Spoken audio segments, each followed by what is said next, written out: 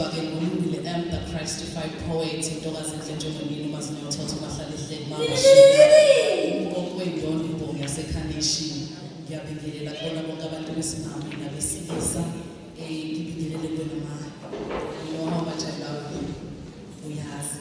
Ngibingelela abazali bami ngabe ngenza iphutha uDr. Thando Joy Msomi nobaba wami uDr. Eswana Msomi. Ngiyabonga. Ngizoba mfishane kakhulu-ke ngoba isikhathi asisekho, but ngizothi nje ngale nkondlo yazi ngizwa ngithola amanzi ematholweni babani beduze kwakho, but ithi inkondlo bayabuzana bathi lo mkhosi omkhulu ungakuphi uzwakala ngosi, uthi omunye kayimuki ngusiwanga impela nayo siwe khona izodliwa maqeda umlilo besacishwa. Thina-ke sifumene umusa ngoba silapho yosiwe khona maqeda sezwa okumnandi nenjabulo.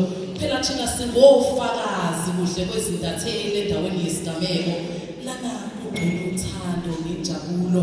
Bonke abantu banhliziyonye uhutshwe ube lodwa nje nomoya ogcwele uyazwakala ukwehla kwakhe kuyazwakala ukuthi ukhona wena owezwa ngosuku lwePentecoste impela kunjalo. Phela okwenzeka namhlanje kwafunwa nawo wesifazane wabekwa kuye umbono maqede wagijima wagcwala umhlaba wonke makhumbana nomhlaba wamemezela kwabesifazane wabona waseSamaria ebona uJesu athi ngimbonile omtshele konke ngempela nawe ufane naloyo wesifazane wamemezela kubo wathi sifazane sihle songelani maduzane eduze nami nizozwa izwi laloyo omthukileyo. Waseyamemezela wathi wena wesifazane ozwa izwi lakhe indlebe zakho zizwe izwi lomlomo wakhe maqede mfundise namadodakazi ukukhala maqede yilo naloyo aphumele ngaphandle afundise omakhelwane bakhe ukulila phambi kwaJehova magumba amane anyakaza songela nganeno wafuna labo inhliziyo zabo zefukile bazovila kuJehova wathi owesifazane ozimpophe zakhe mazibe manzi madolo akhe awabemnyama omoto yakhe mayicabanga ukuphila kuphela ngoba ikusasa libonakala liqhakazile uma lihanjwa ngowesifazane.